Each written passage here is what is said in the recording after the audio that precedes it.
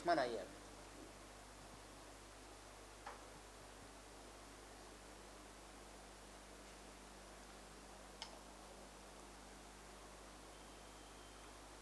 अल्हम्दुलिल्लाहि रब्बिल आलमीन वस्सलातु वस्सलाम अला रसूलिहिल करीम अम्मा बाद। क़ालल्लाहु तआला फ़िल क़ुरानिल मजीद वल फ़ुरक़ानिल हमीद फ़ऊज़ु बिल्लाहि मिनश शैतानिर रजीम बिस्मिल्लाहिर रहमानिर रहीम। तअलौ इला कलिमतिन सवाइन बैनना बैनकुम अल्ला नअबुदु इल्लल्लाह। सदक़ल्लाहुल अज़ीम। मोहतरम मुअज़्ज़िज़ हमारे प्यारे भाई मिस्टर सियार सर प्रभु साहब और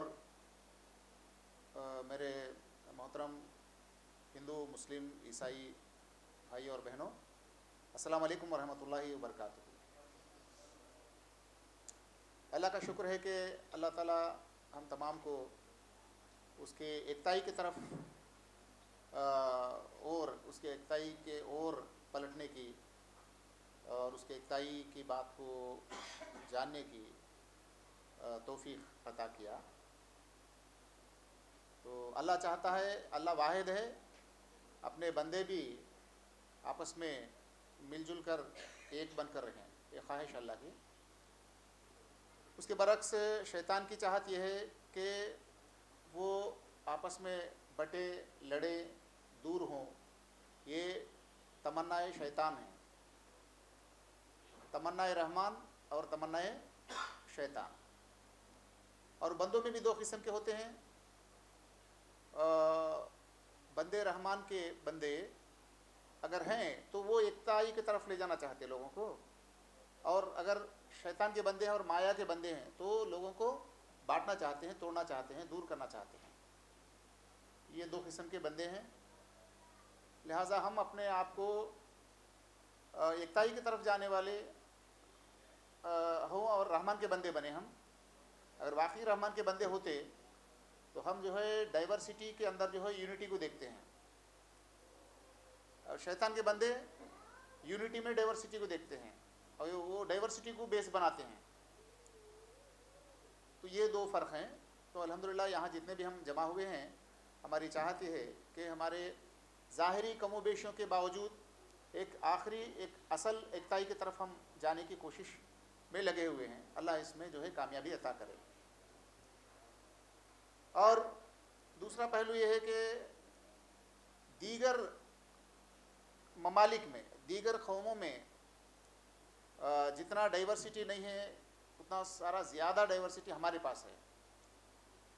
इसीलिए इसको उपखंड कहा गया, सब कॉन्टिनेंट। यानी कॉन्टिनेंट में जितने डाइवर्सिटीज़ होते हैं उतने डाइवर्सिटीज़ हमारे देश में हैं। जैसे डिज़र्ट भी है यहाँ और फर्टाइल लैंड्स भी हैं, एक अजीब बात है देखिए। और यहाँ चटेल मैदान भी है, ऊंचे पहाड़ भी हैं। यहाँ गर्म इलाके भी हैं और सर्द इलाके भी हैं। और लोग जो है एकदम काले कलोटे भी हैं, यहाँ बहुत गोरे चिट्टे भी हम देख सकते हैं। एक अजीब डाइवर्सिटी, यहाँ जितना डाइवर्सिटी है हमारे देश में कहीं और नहीं है। तो हमारे इस देश के लिए एकताई की आवाज़, एकताई की जो है पुकार, एकताई की निदा सारे दुनिया में जितना ज़रूरत है मुझे नहीं मालूम, मगर हिंदुस्तान के लिए ये नारा बहुत ज़रूरी है। तो ऐसे मौके पर हम जो है एक अहम मुद्दे पर, एक अहम जो है बात को लेके यहाँ हम बैठे, वो एकताई के ओर हमको चलना चाहिए। अब रही बात कंपैरेटिव स्क्रिप्चरल स्टडी की, comparative scriptural study, comparative religious study बोलते हैं ना, ये उतना मुनासिब लफ्ज़ नहीं है, क्योंकि दीन एक ही है, अदियान नहीं है, धर्म कई नहीं है, एक ही धर्म है। तो हमेशा धर्म का पुनरुद्धरण होता है, धर्म डिके होता है। कुछ लोग, शैतानी लोग उसको डिके करते हैं, धार्मिक लोग क्या करते हैं, उसको पुनरुद्धरण करते हैं। ये प्रोसेस है, हमेशा चलते रहता है। हम फिर धर्म को उठाएंगे, कुछ शैतान आके गिराएंगे उसको, फिर कुछ लोग अच्छे लोग आएंगे उठाएंगे। ये उठना गिरना जो है ये एक प्रोसेस है, चलते रहता है। तो बेलक हम सब जो है धर्म को उठाने वालों में, धर्म को खड़ाने वालों में हमारा शुमार है, इसलिए हम तहे दिल से हम शुक्र अदा करें। और दूसरी बात, यहाँ इस वक्त हिंदुस्तान के माहौल में कुछ पॉलिटिक्स का भी एक माहौल चलता है। फिर इस दरमियान हमारे हिंदुस्तान के लिए एक दुख भरी बात और एक हमारे लिए दर्द भरी बात यह है कि डेमोक्रेसी के नाम से लोगों में जो है पोलराइजेशन किया जाता है। डेमोक्रेसी सरों को गिनता है, जिनके सर जितने ज़्यादा रहेंगे वो कामयाब, जिनके सर जितने कम रहेंगे वो नाकाम। ये एक डेमोक्रेसी का एक ख़ास पहलू है। उस वजह से पॉलिटिक्स की वजह से लोगों में ये पोलराइजेशन और डाइवर्सिटी की कैफियत लाई जाती है अलग अलग अंदाज से, कि ये बियॉन्ड द पार्टीज, ये एक पार्टी कोई पार्टी नहीं, बल्कि ये पोलराइजेशन के काम में पूरे पार्टीज हैं, डायरेक्ट और इनडायरेक्ट पूरे लोग हैं। तो ऐसे मौके पर कौमी एकजहती, नेशनल ब्रदरहुड या नेशनल यूनिटी की बात इस वक्त ज़रूरी है। ऐसे मौके पर अभी हालिया हमारे आरएसएस के चीफ मोहन भागवत साहब ने एक बात कहा कि भारत के निर्माण में मुसलमानों का भी जो है रोल ज़रूरी है, उसके बगैर नहीं हो सकता। ये बात उन्होंने कही, ये बहुत बड़ी बात है। हम सबको जो है मुबारकबादी देनी चाहिए उनको। और उनके बात पर रिस्पॉन्ड करते हुए जी, उस बात को रिस्पॉन्स देते हुए जमीयत उलमाए हिंद के सरबराह मौलाना अरशद मदनी साहब, उन्होंने जाके मुलाकात की। ये बहुत बड़ी बात थी, उनको भी मुबारकबादी दी जाए, हम सब उनकी भी जो है बधाई करेंगे। तो ये बात एक गैर महसूस तरीके से हमको एक यूनिटी की तरफ बढ़ने की और जो है हम जाते हैं। जब हमारे ऊपर के बड़े मिलेंगे तो नीचे के छोटे भी मिल सकते हैं, जब बड़े दूर हो जाएंगे तो छोटे भी जाहिर सी बात दूर हो जाएंगे। तो लिहाजा एक दिली तमन्ना थी, दिली ख्वाहिश थी। गुज़िश्ता हम लास्ट 8 मंथ्स से जब सर से हमारी मुलाकात हुई, जब भी हम मुलाकात किए तो यही बात चलती थी कि जो है हम लोगों को करीब करें, हिंदू मुस्लिम गैप, रिलीजियस गैप जो चलता है उसको कम करें और कम करें।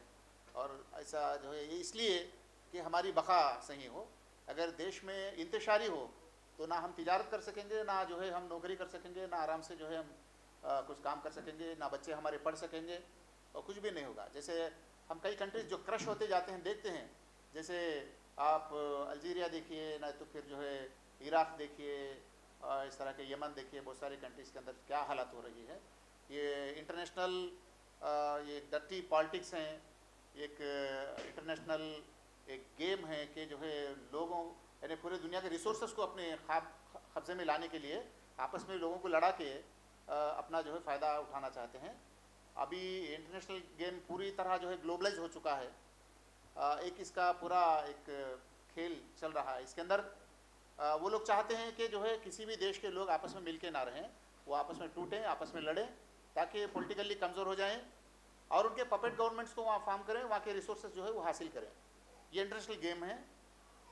उसके अंदर जो है हम भी मोहरे बनते जाते हैं। बैड लक हमारा ये है कि इसके अंदर मुस्लिम यूथ एंड मुस्लिम कम्युनिटी ज़्यादा अफेक्टेड हो चुके हैं। ये बात मैं ही नहीं कह रहा हूँ कि हमारे रिटायर्ड IPS मिस्टर अरविंद साहब ने, मिस्टर अरविंद राव, उन्होंने एक किताब में उन्होंने बात लिखा है। ये हम सबको ये बात जो है जाननी चाहिए और ये बात हम लोगों को बताना चाहिए कि उन्होंने वो किताब उसको ब्रेकिंग इंडिया के नाम से मिस्टर राजीव मल्होत्रा साहब ने ब्रेकिंग इंडिया के नाम से किताब लिखा है इंग्लिश में। किताब उसका तेलुगु ट्रांसलेशन भी है, उसका जिस्ट है। उसके इंट्रोडक्शन में सर उन्होंने लिखा है कि इंटरनेशनल जो पॉलिसी जो गेम चलता है, पूरी हुकूमत हासिल करना, यूनिवर्सल गवर्नमेंट कायम करने के लिए वो लोग मुसलमानों को एक्सप्लॉइट करते हैं। मुस्लिम यूथ उनके शिकंजों में फंस के टेररिज्म की तरफ जाते हैं। ये बात उन्होंने लिखा है। ये बात मुसलमान किताबी चिल्ला के पुकार के बोलेंगे उसकी कोई अहमियत नहीं रहती। एक सिंसियर रिटायर्ड एक police officer mister Arvind Rao साहब ने बात वाज़ेह तौर पे लिखा है और एक हकीकत है। और बिल क्लिंटन के बीवी ने भी कहा ये बात कि जो है जितने जो टेररिस्ट ऑर्गेनाइजेशन चलते हैं वो हमने बनाया है। उन्होंने कहा ऐसे ऐसे हाथ हिलाते हुए बोली, हमने जो है रशिया को क्रश करने के लिए बनाया है। जब रशिया ख़त्म हो चुका उसके बाद हम जो है ऐसे ही बोली उन्होंने, हम हाथ झड़ा के हम अपना काम वो कर ले रहे बोले। ये 1979 से जो है प्रोसेस चल रहा है। जब रशिया अफगान को कैप्चर किया, फिर रशिया को क्रश करने के लिए अफगान वालों के इमोशंस को जो है एनकैश करते हुए यूएस उनको ट्रेनिंग देके, आमनिशन देके, अल कायदा बना के वो रशिया को क्रश करने का काम उन्होंने किया है। इस दरमियान मुसलमानों को जो उल्लू बनाया गया, जब तक उनके साथ रहे मुसलमान मुजाहिदीन मुजाहिदीन बोले, फिर जब उनका काम ख़त्म हो गया तो यही मुजाहिदीन टेररिस्ट बन गए। ये सब इंटरनेशनल गेम चल रहा है, ये बात हम जानना चाहिए, अपने बच्चों को बताना चाहिए। एक बात ये इन हालात के अंदर, और यहाँ बहुत बड़ा गैप हिंदू मुस्लिम में गैप लाने की एक इंटरनेशनल जो है गेम चल रहा है, ताकि हिंदू मुसलमानों के दरमियान जो है दूरी पैदा हो जाए, ताकि हिंदुस्तान कमज़ोर हो जाए। तो और हिंदुस्तान एक सुपर पावर होने जा रहा है। हिंदुस्तान की जो इकॉनमी या हिंदुस्तान की तरक्की बहुत ज़्यादा जो है तेज़ी से आगे बढ़ती जाती है। वो लोगों को पसंद नहीं है कि जो है एक तरफ चाइना बढ़ते जा रहा है, फिर दूसरी तरफ हिंदुस्तान भी बढ़ता है। तो आप उन यूरोप और अमेरिका के जो है वो दुनिया पे वो कब्ज़ा जो है ख़त्म हो जाता, इसलिए वो लोग चाहते हैं कि इंडिया क्रश हो किसी भी एतबार से। इस ज़मन में हिंदू मुस्लिम जो है पोलराइजेशन का काम बाहर से बहुत ज़्यादा हो रहा है। तो ऐसे मौके पर अंदर से हमको अपने देश को जो है मुस्तहकम करना है। इसके अंदर ख़ास करके हिंदू मुस्लिम यूनिटी की बात बहुत ज़रूरी है। ऐसे मौके पर उधर जो है हमारे आरएसएस के चीफ और एक तरफ हमारे मुस्लिम कम्युनिटी के मौलाना अरशद साहब मुलाकात करना, ये एक गुड साइन है अपर लेवल में। अब लोअर लेवल में ये हमारी ये मुलाकात भी एक गुड साइन है। ठीक, अब आइए मैं दो बातें मैं आपके सामने रखना चाहूँगा। वो ये है कि अब हिंदू मुस्लिम यूनिटी के पर्सपेक्टिव में मैं एक बात आपके सामने वाजे करना चाहूँगा। वो ये है कि हमारे ऊपर इन्फ्लुएंस जो होता है रिलीजियस, हिंदूज भी रिलीजियस हैं, हम भी रिलीजियस हैं, तो religious scriptures and religious teachings बहुत ज़्यादा इन्फ्लुएंस करते हैं हमारे दिमागों पे, क्योंकि हमारा माइंड रिलीजियस ओरिएंटेशन में है ज़्यादा। सो एक तो कॉन्स्टिट्यूशन चाहता है कि पूरे भारतवासी कॉन्स्टिट्यूशन नजर सब बराबर हैं, राइट, बट उसका इन्फ्लुएंस बहुत कम है। कॉन्स्टिट्यूशन एक मटेरियल चीज़ है, वो स्पिरिचुअल नहीं है। हालांकि कॉन्स्टिट्यूशन के तहत हम सबको रहना चाहिए, फिर भी इन्फ्लुएंस ज़्यादा जो हमारा स्क्रिप्चरल है।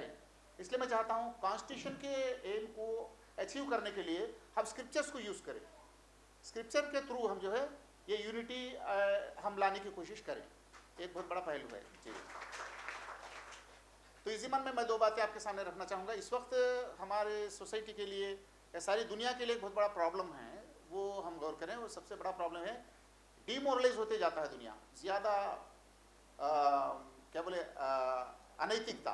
अनैतिकता की तरफ बहुत तेज़ जाता है। ये बहुत डेंजरस सिग्नल है हमारे लिए, साइन है। अधार्मिकता बहुत बढ़ते जा रहा है।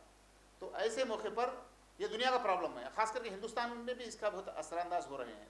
दूसरा पोलराइजेशन, डिविडेशन होते जा रहा, इसको हम बोलेंगे क्या बोलेंगे कि जो है diversity, demoralisation and diversity, these are the two major problems of the world. और ख़ास करके हिंदुस्तान भी उस दोनों समस्याओं से मुतासिर है। तो ऐसे मौके पर हम पहले क्या करेंगे, आइडियल कंट्री बनाएंगे, अपने एक आइडियल नेशन बनाएंगे अपनी कंट्री को, ताकि सारी दुनिया को हमारा हिंदुस्तान एक मॉडल बने इन दी क्या बोले मोरालिटी, इन द यूनिटी। ये दो वैल्यूज़ के अंदर जो है हम एक आइडियल कंट्री बनाएं। ये बात सिर्फ जो है अपने ख्वाहिशों से, तमन्नाओं से, नारों से बात नहीं बन सकती। ये बात जो है हमारे स्क्रिप्चर्स के तालीमात के सिमिलरिटीज़ को हम जानें और पब्लिसिटी करें, तो उसके बेस पे जो है ये निर्माण हो सकता है। तो इसी मन में ये दोनों चीज़ों को हम कैसे हासिल कर सकते हैं। सबसे पहले मोरालिटी, ओके, मोरालिटी पर्सन के अंदर कैसे ला सकते हैं, ये बहुत अहम बात है। इसमें दो चीज़ें, सर अभी बात करते हुए अभी दो टॉपिक्स उन्होंने बात किया। एक ideologies, ideas about God and human being and universe, एक आइडियोलॉजी। उसके बाद एथिकल वैल्यूज़, ये दो अलग अलग चीज़ें जो उन्होंने रखा है। तो एथिकल वैल्यूज़ जो इख्तियार करेगा वही मॉरल पर्सन होगा, जो एथिकल वैल्यू से दूर हो जाएगा वो इमोरल पर्सन हो जाएगा। यही ना फ़र्क है। अब आइए, इंसान के अंदर मॉरल वैल्यूज़ का इंफिजार होना तो कैसे हो सकता है, मॉरल वैल्यूज़ की तरफ कैसे आदमी बढ़ सकता है। तो लोगों में भी दो किस्म के हैं। एक बाई बर्थ वो जहनी तौर पे भलाई चाहने वाला, by birth, without any force, outer force, खुद से अंदर से जो है मैं भले काम करना चाहिए, बुराई मुझे नहीं करना चाहिए। मैं अच्छा भला इंसान बन के रहूँगा, ये गलत है मैं नहीं करूँगा, वो गलत है मैं नहीं करूँगा, ये अच्छा है ये करूँगा, चाहे मुझे कितना भी नुकसान आ जाए। ऐसा इनर इन्फ्लुएंस के साथ अपने आप को बचा के रखने वाले लोग ज़्यादा होंगे कम होंगे भाई? दुनिया में कम होंगे ज़्यादा होंगे? हाँ, अपने अंदरूनी जो है विजदान से बुराइयों पे कंट्रोल करके भाई करने वाले लोग बहुत खलील होंगे, कम होंगे। हाँ, मगर बाहर के इन्फ्लुएंस से, सपोज ये बिल्डिंग के अंदर कई लोग ऑफिस में आते जाते हैं, एक बड़ा कॉम्प्लेक्स है, यहाँ this building is under the surveillance बोल के हम बोर्ड लगाए, तो क्या होगा? लोग क्या करेंगे? अच्छे रहेंगे बुरे रहेंगे? जी। अगर ये बोर्ड निकाल देंगे क्या करेंगे? बुराई की तरफ गलतियां करने का इनका ज्यादा है कम है? हाँ, तो इसका मतलब इन्फ्लुएंस कौन सा हो रहा है? इनर इन्फ्लुएंस हो रहा है, आउटर इन्फ्लुएंस काम कर रहा है? आउटर इन्फ्लुएंस काम कर रहा है। मेजॉरिटी पीपल जो है आउटर इन्फ्लुएंस के जरिए से ही अपने आप को कंट्रोल करते हैं।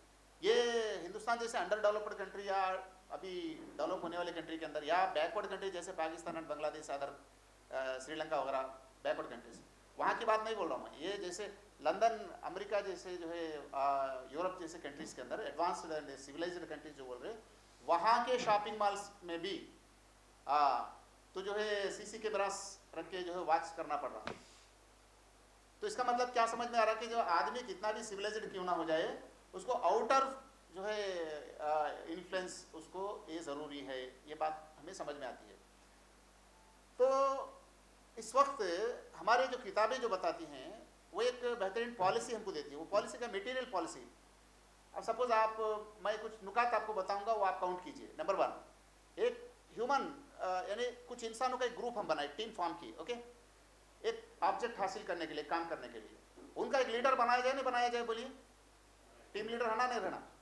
विदाउट टीम लीडर कोई टीम काम करती क्या? बोलिए आप। तो ह्यूमन साइकोलॉजी के मुताबिक अगर उनका परफॉर्मेंस सही रहना है तो उसके लिए एक अथॉरिटी जरूरी है नहीं है? नंबर 1। नंबर 2, उनके लिए प्रोग्राम, रिटर्न प्रोग्राम डिजाइन करके दिया जाए, नहीं दिया जाए? बस ऐसे जाके कुछ काम करके आ जाओ बोले, करेगा कोई? रिटर्न प्रोग्राम दिया जाता नहीं जाता उनको? देखिए, नंबर 2, एक लीडर कायम किया जाए, उसका जो है प्रोग्राम दिया जाए, वो प्रोग्राम पे ऑब्जर्वेशन हो ना हो? नंबर 3, ऑब्जर्वेशन भी हो। नंबर 3, उसके बाद जो लोग अच्छा काम किए उनके लिए जो है इंसेंटिव दिया जाए, जो लोग सही काम नहीं करेंगे उनके लिए डिबार एंड सस्पेंशन की चेतावनी भी रखा जाए, ना रखा जाए? तो कितना है? Number 4, okay. ये 4 चीजें, ये बैकवर्ड कंट्रीज के लोगों की बात है, अंडर डेवलप्ड कंट्रीज के लोगों की बात है, एडवांस्ड सिविलाइज पीपल की बात है, ये सबकी बात है ना? हाँ। अब ये जो फैसला किया गया, ये टीम जो है उनका परफॉर्मेंस अच्छा रहने के लिए उसका एक लीडर रहा करे, उसके लिए जो है प्रोग्राम दिया जाए, प्रोग्राम पे वॉच किया जाए, प्रोग्राम के जो है उनके परफॉर्मेंस के मुताबिक उनको जो है प्राइज और पनिशमेंट दिया जाए, बोल के जो एक कंक्लूजन को जो आए हैं ना, एक कंक्लूजन, ये कंक्लूजन को कब आ सके? हंड्रेड्स ऑफ ईयर्स का एक्सपीरियंस के बाद human psychology, human tendency study करके ये कंक्लूजन को आए हैं, ओके, राइट। अब आइए, अब हमारे स्क्रिप्चर्स क्या बोलते हैं? Ancient scriptures like Bhagavad Gita, Bible and Quran, ये किताबें क्या बोलती हैं? ये पूरी यूनिवर्स का जो है एक सुप्रीम अथॉरिटी इज देयर। एक टीम के लिए जो है, ग्लोबल टीम के लिए बात किया जा रहा है यहाँ, एक है, एक सुप्रीम अथॉरिटी है ना? ह्यूमन साइकोलॉजी के मुताबिक है नहीं बात ये? नंबर 2, ये पूरे इंसानियत के लिए एक प्रोग्राम है, ये मनमानी नहीं कर सकते आप यहाँ, उनके लिए डूस एंड डोंट्स का एक प्रोग्राम दिया गया है। नंबर 2, और उस पर ऑब्जर्वेशन है, ऑब्जर्वेशन है। जैसे कुरान के अंदर हम देखते हैं, समीअम बसीरा, इन्नहु अलीमु बिजाति सुदूर, तुम अल्लाहु शहीदन अला मा यफअलून, 4 बातें हैं। समी बसीर यानी तुम्हारे बातों को, वो तुम्हारे अच्छे बुरे बातों को सुनता है, तुम्हारे अच्छे और बुरे कामों को वो देखता है, तुम्हारे अच्छे बुरे ख्यालात को जानता है। 3 बातें बताइए, और जहां कहीं भी तुम हो शाहिद के हैसियत से मैं हूं, यानी ऑब्जर्वेशन की बात कही गई। सेम बात जब गीता की तरफ आप देखते हैं, सर्वतः पाणिपादम तत्सर्वतोक्षि शिरोमुखम सर्वतः श्रुतिमल्लोके सर्वमावृत तिष्ठति ज्योतिषामपि तज्ज्योतिषतमसः परमुच्यते ज्ञानम ज्ञेयम ज्ञानगम्यम हृदि सर्वस्य विष्टितम गतिर्भर्ता प्रभु साक्षी निवास शरणम सुहृत प्रभवः प्रलयः स्थानम निदानम बीजम अव्ययम। ये गीता की जो है 4 श्लोक मैंने पढ़ा, 13:14 एंड 18। उसके बाद जो है 9:7 ये श्लोकास मैंने पढ़ा आपके सामने। सेम जब गीता बाइबल हम देखते हैं, बाइबल में कहा जाता है कि खुदा के तरफ से एक नबी बात करता है बंदों से। क्या बोलता है? My people how can you be such stupid fools. ये गाली मैं नहीं दे रहा हूँ, सब बाइबल में दिया जा रहा है। My people how can you be such stupid fools when will you learn God made our eyes cannot he see, God made our ears cannot he hear, I am the Lord search the minds and test the hearts of men, I am the witness. Same Bible के अंदर यही बातें हैं, same बातें कुरान के अंदर मैंने पढ़ा। तो ये तालीम अगर हमारे बच्चों को बचपन ही से अगर देते हम जाएंगे तो बताइए क्या वो चोर डकैती धोखाधड़ी करने वाले, दूसरों को जो है नुकसान करने वाले बन सकते क्या? तो ये टीचिंग्स किसके टीचिंग से बोलिए? हिंदू रिलीजियस टीचिंग्स बोलेंगे इसको, या क्रिश्चियन रिलीजियस टीचिंग बोलेंगे, या मुस्लिम रिलीजियस टीचिंग बोलेंगे, या यूनिवर्सल रिलीजियस टीचिंग बोलेंगे? यूनिवर्सल रिलीजियस टीचिंग्स है। ओके, ऑब्जर्वेशन है। उस ऑब्जर्वेशन के बाद तुम्हारे को प्राइज एंड पनिशमेंट का मामला भी है। दुनिया के अंदर भी जो है तुम्हारे अच्छे बुरे अमाल के हिसाब से टेम्पररी प्राइज एंड बेनिफिट यहाँ है, एटर्नल जो है लॉस एंड बेनिफिट दो है। ये दो बातों को भी अपनी किताबें बता रही हैं। अब बताइए, ये टीचिंग्स हम हर बच्चे को बचपन से सिमिलर टीचिंग्स, लॉजिकल प्रूफ भी हमने इसको दिया। इसको कोई कम्युनिस्ट भी डिनाई नहीं कर सकता है, नहीं कोई एथिस्ट भी जो है इसको डिनाई नहीं कर सकता। ये सेम स्क्रिप्चर्स की तालीम, ये कॉमन तालीमात को बचपन से अपने बच्चों को देना हम शुरू करेंगे तो बताइए जो है मोरालिटी का समझ प्रॉब्लम दूर हो सकता नहीं हो सकता? बोलिए आप। बहुत तेजी से हम जो है अपने